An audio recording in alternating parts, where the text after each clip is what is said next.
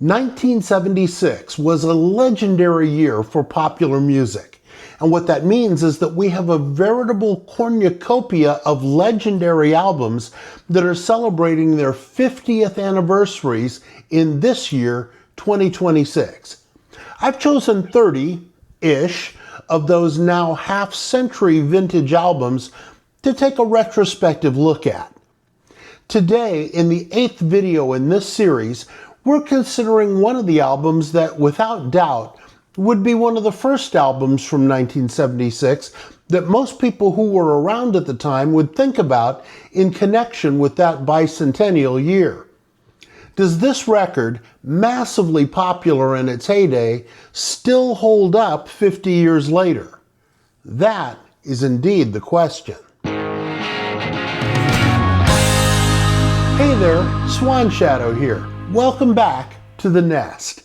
Speaking of nests, at the time that Fly Like an Eagle was released in 1976, Steve Miller was one of my personal favorite artists, and Fly Like an Eagle was probably among my top 5 favorite albums. But for whatever reason, this record, and the work of Steve Miller overall, just hasn't aged very well for me. I still like parts of this album, but I don't feel the love for it that I once did. There's no question that the title track, Fly Like an Eagle, remains an all-time classic. From its unforgettable opening guitar riff to its iconic swooshing synthesizer and funky Hammond organ, to that indelible chorus hook. Fly Like an Eagle is one of those tracks that immediately drops me back into the mid-1970s, platform shoes and all. And yes, I owned a pair. Both of the other hit singles on this album still rule.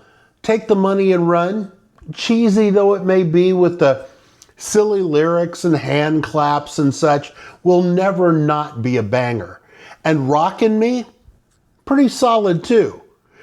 I remember fondly, in a nostalgic sort of way, Miller's swingy cover of the K.C. Douglas classic Mercury Blues.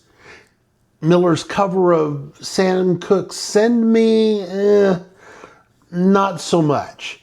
Compared to the original, that one just doesn't work for me. But the rest of the album, The remaining tunes range from mediocre junk like Wild Mountain Honey to downright painful tracks like Dance, Dance, Dance. Ugh. Now, to be fair, even the weakest tracks here are flavored throughout with Miller's distinctive guitar stylings, which pretty much makes them worth the price of admission. That man could play, no ifs, ands, or buts about it. Which brings me, I think, to the reason why this album doesn't stand the test of time quite at the same level as some of the other albums that we're discussing in this series. Steve Miller is a brilliant guitarist, and he's a decent enough singer. Not a great voice, but, a serviceable one.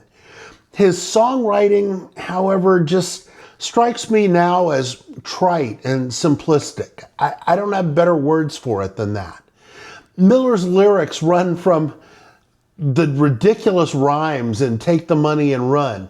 Sorry, Steve, tube and loose do not rhyme, nor do El Paso and Castle.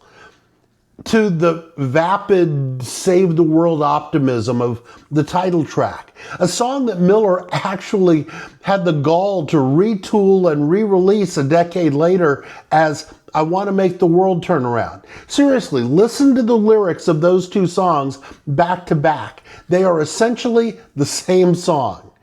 Stuff like this didn't matter to me so much in my salad days when I was young and green, but listening to this album now, the warts really stick out, and not in a good way.